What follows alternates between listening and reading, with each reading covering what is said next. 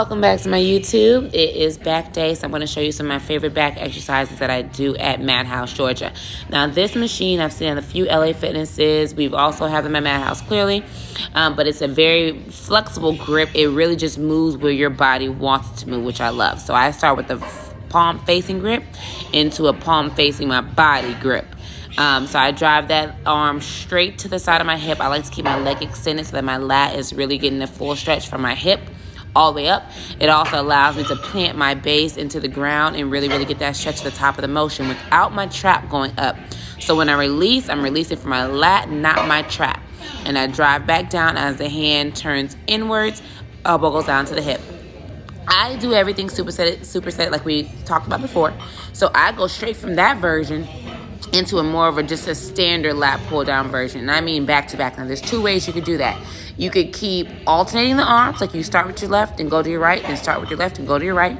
Or you could do right arm and right arm, left arm and left arm. It really just depends on what you're trying to do. Now again, if you're trying to grow, I wouldn't necessarily suggest supersetting as much as I do, but for me, I'm maintaining what I got, getting some more detail in there, creating even more density, and that's it. From that variation, we hop on over to another lat pull down variation. This one kind of goes neutral to the middle and comes out to the side. So if you notice, all the movements that I'm doing, they're all different in their own way. So I'm really trying to create different dimensions to the back, different detail to the back. So if you notice and you see me on stage, I have a lot of detail to my back, which sets me apart from a lot of competitors because it's been 18 years of consistency with diet, nutrition, and training. But now I really focus on getting all these different types of movements and really finding the activation in every movement.